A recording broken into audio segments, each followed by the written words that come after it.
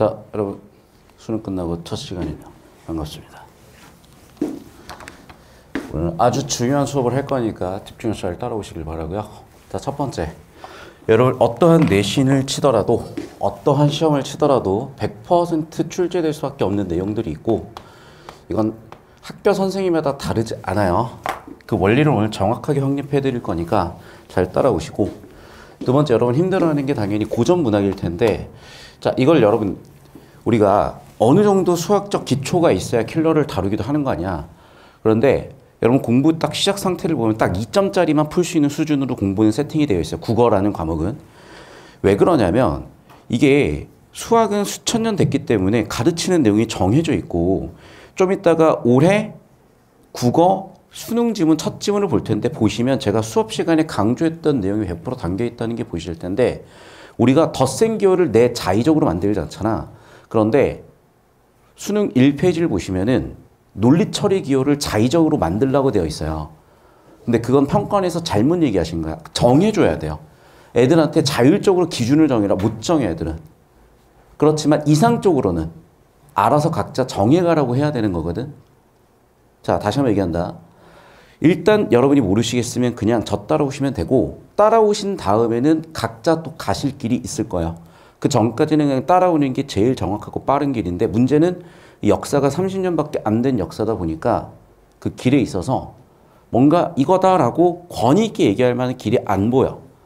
그래서 자꾸 그런 타협을 하는 건데, 아니요, 그냥 이렇게 하시면 돼. 자, 그래 다시 한번 얘기한다. 고전 문학도 그렇고 문학기본기로도 그렇고 어차피 시험에 출제되는 거 딱 정해져 있고, 그런데 이제 내신에서 선생님들이 가르치실 때 이걸 따라오기가 너무 힘드신 거야.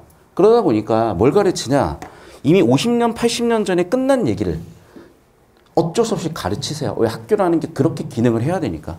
네, 여러분 슬슬 느끼실 텐데, 여러분 주변에 있는 여러분 친구들 중에 되게 뛰어나고 우수한 애들이 있으면 있지, 여러분 주변에 어른들 중에 여러분이 보고 배울 만한 거를 아주 잘, 특히 지적 능력에서 보여주는 걸 고등학교 과정에서 느낄 일이 별로 없어요. 그건 니네들이 다 알고 있어. 여러분이 이미 서울대 갈 7군데 예를 들면 5등급 나온 사람들한테 배울 게 있을까? 별로 없어요. 지적 능력에서. 그럼 명확하게 따지고 들어가야 돼. 그런데 5등급 나오는 사람도 먹고 살아야 되거든. 그러니까 자꾸 이상한 가스라이팅을 하고 이용을 하는데, 제발 그런 거 탁 끊어내시고, 이런 얘기에 긁히기 싫으시면 그 나이 먹었어도 일취월장하셔야 되고, 그 나이 먹어서도 달라지셔야 되는 건 너무나 자명한 얘기고, 오늘 다시 한번 얘기하자면 수능 끝나고 이제 제 입장에서는 새로운 농사의 시작이거든요. 아예 다른 사람으로 매년 변해가고 있고. 잘 따라오십시오, 여러분. 자, 봐라. 문학에서 뭐가 나오는 거냐. 앞으로 여러분은 딱 정확하게 정리를 하셔야 돼. 자, 필기 따라오세요. 따라와. 자, 우리 교육과정이라고 하는 문서가, 공문서가 있고, 그 교육과정이라는 공문서에서 어떤 내용을 학교에서 가르치고 어떤 내용을 수능 시험에서 평가를 할지 딱 정해놨습니다. 그게 바로 뭐냐면 내용과 형식과 표현, 그리고 교육과정 두 번째 조항에 뭐가 있냐면 맥락이 있습니다. 그래서 결국에는 여러분이 문학작품을 풀어나가는데 묻는 건 딱 네 가지야. 자, 그러면 내용이라는 거는 첫 번째 뭘 의미하는 거냐, 말 그대로 내용인데, 이건 한마디로 80% 이상의 정답 선지는 결국에는 주제를 묻게 돼 있어요. 자, 그런데 이 주제라는 게 여러분 너무나 자명하고 간단한 게, 예를 들면 보자. 현대 한국 사회에서 야, 우리 왕정 복귀를 해야 돼. 독재 정치를 해야 돼. 깜빵 가는 거죠. 반대로 북한에서 야, 우리 민주 정치 해야 돼. 깜빵 가는 거예요. 자, 반대로 남한에서 야, 나는 공산주의가 좋은 것 같다. 깜빵 가는 거고요. 나는 북한에서 자본주의가 좋은 것 같다. 깜빵 가는 거야. 왜 그런 줄 아니? 그게 전부 다 종교기 때문이야. 그게 전부 다 종교기 때문이라고. 너희가 중세 조선에서 기독교를 믿었다? 그게 무슨 박해잖아. 그때는 참수예요. 자, 반대로 중세 기독교 사회에서 여러분이 이교도다? 마녀사냥이야. 무슨 얘기 되니? 그러니까 기본적으로 무슨 주의라는 이 종교가 없으면 우리 인간은 문명을 이루고 굴러가질 않아. 그러니까 종교라는 건요, 뭐라 그랬니? 무형의 뭔가를 우리가 존재한다고, 실제한다고 믿게 하는 체계야. 그래서 무슨 주의가 붙는 거는 전부 다 종교야. 그리고 기본적으로 이 종교라는 세계관 밑에서, 세계관 베이스에서 우리 인간은 살아갈 수밖에 없어요. 지금 이 시대에 돈이 왜 중요하니? 자본주의 시대니까 중요한 거예요. 하지만 우리나라 사람들은 왜 돈이 중요하지 않다는 얘기를 때때로 하지? 유교적 가치관 베이스가 아직 없어질 수가 없거든, 역사적으로. 너무 짧아. 그럼 봐라. 내가 이 얘기를 왜 하는 거냐? 고전문학 때문인데 고전문학의 주제 80% 이상은 당연히 유교적 가치관이야. 유교에서 제일 중요하게 다뤘던 가치관이 뭐니? 충이란다. 근데 충이라는 게 뭐야? 자, 내가 명예욕도 있고요. 권력욕도 있고요. 모든 욕망들이 있어. 그런데 그런 욕망들을 절제하고 나아가고 그러면 그 욕망들이 존재하는 공간들 그것이 바로 뭐니? 세속이죠. 자, 그럼 그 욕망에서 벗어나는 게 뭐니? 탈속이죠. 그래서 항상 세속 탈속의 구조인 거야. 자, 그럼 이제 충이라는 것은 사실은 탈속적인 가치라고 봐야 돼요. 하지만 충을 이루기 위해서 우리는 뭐 해야 돼? 관직에 나가야 되지. 근데 관직에 나가면 당연히 뭐가 생기니? 권력이 생기고요. 명예도 생기고요. 부도 생기는 거야. 그래서 옛날 사람들은 관직에 나가서 충을 한다는 측면도 있으나 관직에 나가면 이런 것들이 생겨나. 이걸 한마디로 뭐라고 하는 거야? 출세라고 하는 거죠. 그럼 출세의 삶을 살 것이냐 아니면 탈속적 삶을 살 것이냐 이거랑 상관이 없는 삶을 살 것이냐 고민을 할 거야. 그런데 대부분에는 시작은 탈속이에요. 왜? 내가 관직에 나가려면 뭐 해야 돼? 공부를 해야 되잖아. 근데 공부를 해야 되는데 옆에서 맨날 브롤스타전 하고 있어. 내가 얼마나 잼민이들하고 같이 지내냐면 내 핸드폰에 블록스타즈가 깔려 있어요. 그래서 같이 하재. 같이 할게. 깔았어. 선생님 이기셔서도 아니야. 선생님 트로피 받아야 돼요. 몇 개? 100개를 받으래. 언제 100개를 받아? 근데 벌써 지금 300개 채워져 있어요. 봐. 내 주변에 잼민이들이 있으니까 나 같은 할아버지들은 눈도 잘 안 보여서 게임 못해요. 게임 못하는데 얘네들하고 내가 옆에 있다 보니까 어느새 저도 금묵자학이라고 나도 브루스타를 깔아서 하고 있다니까. 자, 그럼 봐. 공부를 해야 되는데 어디서 해야 되겠어? 옆에서 잼민이들 브루스타를 하고 있는데 브루스타전 하고 있지 무슨 공부하겠어요? 공부하려면 무조건 어디 나갔어야 돼? 자연 나갔어야 돼. 그런데 여러분 시험이라는 거는 이게 운이라는 게 아니라 확률이야. 그러면 내가 평균이 1등급이더라도 그날 갑자기 설사가 더럽게 마려워. 그러면 4등급 나오는 거야. 그날 갑자기 너무 졸려. 3등급 나오는 거라고. 근데 그날 갑자기 내가 미친 것 같아. 그러면 평균이 4등급이었던 애도 1등급이 나오는 게 시험인 거야, 얘들아. 이해됐어? 이게 통계 정규분포라는 거야. 그걸 우리는 확률을 그러니까 확률이라고 표현해야 되는 걸 운이라고 표현을 했던 거지. 자, 다시 돌아와서 그럼 봐. 내가 자연에서 파묻혀가지고 열심히 공부를 했으나 해도 안 맞는 인간들이 있는 거야. 그럼 어떻게 돼? 여기 살아야지. 근데 여기서 계속 힘들어봐. 탈출해야 돼. 그럼 뭐겠어? 이승 탈출이야. 이승 탈출하면 저승밖에 없어. 그럼 이승에서 살아야 돼. 그럼 어떻게 살았겠어? 에라 모르겠다. 차연차나 하고 살지 뭐. 그럼 뭐 하겠냐? 그래. 관직 나가서 바쁘게 일할 일이 없어.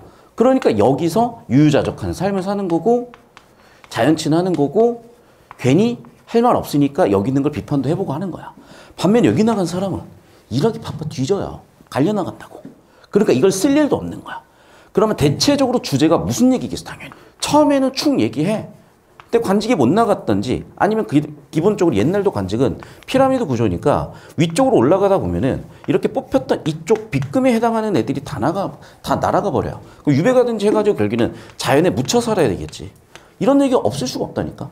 그러다 보면은 뭐 세상에 나갔고 내가 서산 같고 내가 해운대 바닷물 같고 내가 해운대 백사장에는 모래알 같고 무라일체가 돼요.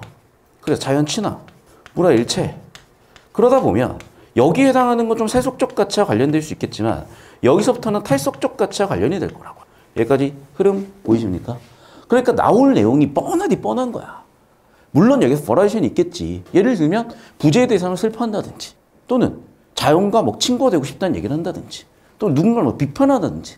근데 그걸 외워서는 중학교 때나 되는 거지 고등학교 때부터는 이런 세계관을 가지고 살고 있구나라고 해석해내시는 거야. 왜 그런 줄 알아? 우리 살고 있는 이 세상을 못 읽는다니까. 왜냐하면 그 누구도 안 가르쳐줬는데 유튜브 덕분이야 지금. 내가 내 평생에 지금처럼 이 세상이 뚜렷하게 보이고 내 자기 자신이 뚜렷하게 보이는 세상을 지금 나는 처음 마주해요. 처음 마주한다고. 그럼 이런 세상에 이 좋은 세상에 그런 도구들을 이용해서 세상을 뚜렷하게 인식하고 내 자신을 뚜렷하게 인식하는 연습을 뭐로 하는 거야? 다 틀려도 되는 예를 가지고 하는 거야. 다 틀려도 돼요, 이거는. 솔직한 말로, 자, 나는 서울대를 나왔지. 그래서 하는 얘기야. 자, 물론 좋은 대학 나오면 그거는 좋은 옷 같은 거예요. 내가 좋은 옷을 입고 있잖아. 그러면 내 경제적 상태에 대해 설명할 필요가 없고 내 사회적 지위에 대해 설명할 필요가 없어. 서울대 간판은 그런 거야. 내 능력에 대해서 왈가왈부 설명할 필요가 없어. 그러면 이 3년 투자해가지고 평생에 내 명품 옷 하나 걸치시는 거고 그 옷이 여러분을 갑옷처럼 막아주실 거야. 물론 다 막아주진 못해. 하지만 굉장히 가성비가 나오니까 하고 계신 거고 대신에 자꾸 그런 걸로만 모든 승부를 보려고 하셔도 안 돼. 근데 이쯤 얘기하면 다들 알아들으셨을 테니까 다시 한번 얘기한다. 결국에는 이 정도 내용 다루다는 거야. 그러면 여러분은 뭘 하셔야 돼? 그래, 딱 정리를 하셔야 돼. 근데 정리를 하려고 하면 정말 딱 막막하게 딱 멈추시기 시작을 할 거야. 그래서 어쩔 수가 없어. 이건 내가 예시를 딱 깔끔하게 앞으로 잡아드릴 테니까 예시 정리를 통해서 하시고 자, 두 번째는 잘 들어. 그러면 나머지는 주제가 아닌 세부 내용들을 묻는데 얘들아 일단 우리가 고전 시가라든지 이렇게 서정 장르 중심으로 보면 기본적으로 정보량이 압축이 돼 있잖아요. 그러니까 사실 서정 장르는 세부 내용이랄 게 별로 없어. 그런데 소설 같은 건 세부 내용 되게 많고 화작이나 독서 지문들 보면 당연히 세부 내용들이 많죠. 이건 어쩔 수가 없이 주제와 엮어가지고 같이 보셔야 되고 그 기술적인 거는 내가 얘기한 게 아니라 그냥 평가원 피셜로 볼 거야. 그 평가원 피셜로 올해 수능 지문으로 보실 거예요. 되셨니? 지금 수능 출력하셨습니까? 첫 번째 페이지. 네. 자, 그래서 이 두 가지를 어떤 식으로 처리할지 좀 이따가 여러분 내신 시험 범위인 삼위인국, 송미인국, 관동별구 3종 세트 중에 하나를 선정해서 같이 볼 겁니다. 자, 두 번째는 뭐냐면 예술이잖아. 문학이라는 게 예술을 정보 체계를 나누는데 평가는 딱 이 체계를 써요. 내용과 형식이라는 체계를 써. 자, 그럼 형식이란 건 이런 거야. 자, 시조와 사설 시조의 차이, 시조와 가사의 차이 이런 것들을 잡는 게 바로 형식이에요. 오케이? 그러면 당연히 물어. 근데 여러분 이건 그냥 외우시면 되는 거야. 예를 들면 시조의 특징이 뭐니? 형식상의 특징이 3장 6구 45자 내외 맞니? 그리고 3장의 첫 시작은 3음절로 한다. 그냥 정해져 있어요. 그리고 그 3음절은 뭐였다? 향가, 낙구, 19창과 낙구의 흔적이다. 처음엔 감탄사였으나 나중에는 그냥 세 글자 3음절로 갖다 박았다. 자, 몇 음보니? 시조는 4음보야. 왜 4음본지도 그냥 아무 이유 없이 외우실 게 아니라 그게 잘 안 외워진다 그랬어요. 그런데 얘들아 내가 이런 거 줄 때마다 수학 공식처럼 쓰시고 반복을 하셔야 되는 게 예를 들면 우리가 외우기 제일 편한 것 중에 하나가 음보야. 왜냐하면 음보는 띄어쓰기 다니니까 눈으로 보면 띄어쓰기가 보이지? 절대 안 보이죠. 이유는 옛날에는 띄어쓰기가 없었어. 그런데 아일랜드 선교사가 와서 같이 만들었어. 그러니까 띄어쓰기가 지금도 헷갈리는 거야. 그러니까 띄어쓰기 단위가 원래 끊어읽기 단위고 음보 단위가 돼야 되는데 그럼 의존명사보다 뭐 띄어쓰기 단위, 의존명사마다 음보 단위가 만들어지겠니? 그러니까 당연히 음보는 헷갈리는 개념일 수밖에 없어서 그냥 외우시는 건데 그냥 간단하게 3음보가 있고 4음보가 있다고 쳐볼게. 얘들아 우리가 박자를 맞춰도요. 두 박자를 맞추는 게 쉽지 3박자, 4박자 맞추는 게 더 어려운 거거든. 그럼 2음보는 특수한 음보로 있으니까 따로 떼고 3음보, 4음보 얘기했었잖아요. 이게 난이도가 더 높은 음보니까 당연히 얘가 더 어려운 애들이 썼을 거야. 그러니까 귀족적인 문학에 썼고 여기는 서민적인 문학에 썼다. 그러면 당연히 대표적인 서민적인 문학은 뭐겠어? 세속적인 노래를 하는 거니까 소교겠지. 그럼 고려 소교였잖아요. 얘는. 반면에 시조라든지 이런 애들은 귀족들이 썼다. 즉 양반계층들이 썼다. 딱 이거잖아. 틀이 딱 잡혀 있는 거라고. 여기까지 이해되셨어? 그러니까 다시 한번 얘기하지만 이걸 외워서 가면요. 작품마다 외울 게 산더미야. 그런데 이걸 이해해서 가시잖아. 처음에 세팅해 놓은 게 쉬울 뿐 처음에 세팅만 잘 되면 뒤쪽이 너무 쉽고 너무 편해요. 필기 정리하시고.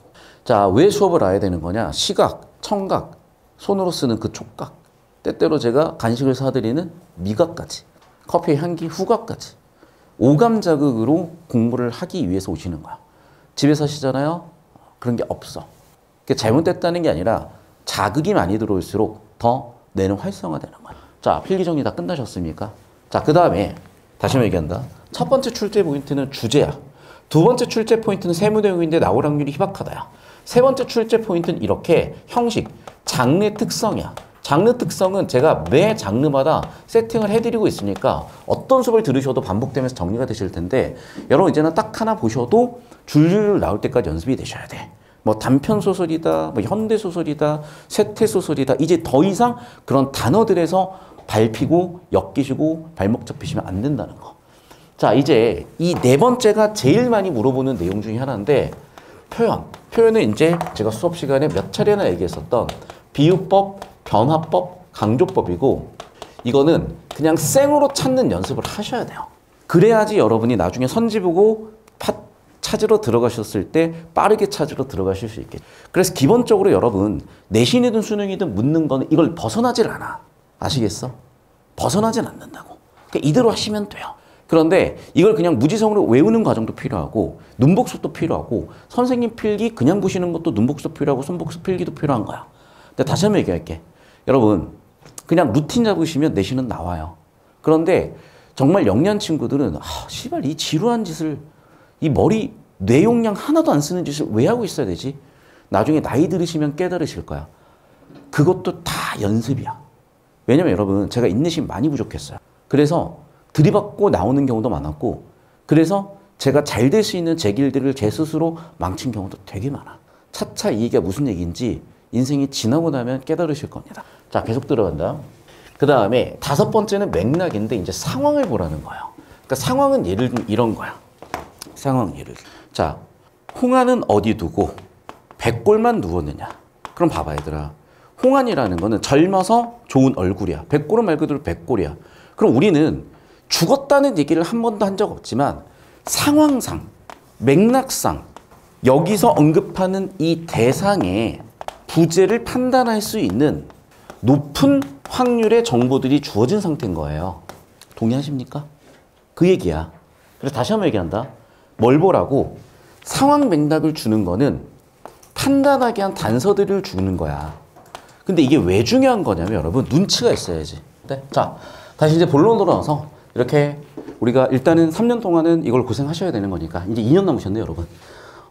지금부터 또 3년이 남으면 안 되는 거니까 자 2년 남으셨고 자 일단 첫 번째 주제를 묻는다. 근데 주제는 뻔하디 뻔한 주제다. 아주 예외적으로 특수한 주제가 일부 있다 한데 여러분이 이걸 못 받아들인 이유 중에 하나는 뭐냐면 아직 세계관, 세상에 대해서 좀 견문이 짧아서고 이 문학 작품을 통해서 세상의 견문을 좀 넓히실 수 있을 거다. 넓혀보자. 자, 그리고 이제 방금 또 이제 우리 단편 문학 보신 거예요. 2줄이요. 12월 달에 시간이 되시나요? 안 됩니다. 미안해. 미안하지 않아도 돼. 나는 일단 자 12월 달에 주셔서 어쨌든 보러 갈 거고 그 다음에 두 번째 세부 내용을 묻지만 이것도 주제와 관련된 걸 묻는 거고 세 번째 형식상의 특징은 어차피 장르적 특징으로 개념 정리하는데 이거 여러분이 어려울 수 있을 거예요. 예를 들면 가사의 특징, 뭐 시의 특징, 고려가의 특징들이 있을 수 있는데 가져오세요. 깔끔하게 딱 정리해 드릴게. 자, 예를 들면 음보 같은 경우에도 아주 깔끔하게 딱 정리해 드렸잖아. 제발 필기해서 이제 외우시길 바라고. 자, 네 번째 표현 같은 경우에도 우리가 수업 시간에 수도 없이 분석을 해봤어. 그래서 보통 이제 송미인국, 사미인국, 관동물과 삼정 세트는 나오는데 그 영상 하나라도 보셔도 제가 어떤 느낌으로 잡는지가 있고 좀 이따가 어쨌든 출제 가능성이 높은 거 가지고 문제 풀면서 연습도 같이 해보겠습니다. 자, 그 다음에 맥락이라는 것도 마찬가지지. 봐봐. 맥락이라는 것도 아까도 얘기했지만은 이런 상황을 바탕으로 판단하게 한 단서들을 주는 거다. 자, 그럼 이제 갑자기 제가 왜 이렇게 옷을 입고 나왔는지도 설명이 되시는 거지. 어떤 맥락이겠어? 그건 이제 생각을 해보세요. 자, 그래서 이 정도가 이제 우리 문학에서 출제될 수 있는 내용의 전부라는 거야. 그럼 이 예시로 대표적으로 이제 송민국을 좀 이따가 같이 한번 볼 거고 고전 문학에서 선지에 막 예상 밖의 뭔가가 박혀 있을 때 어떻게 대응하는지까지도 오늘 중점적으로 같이 볼 겁니다.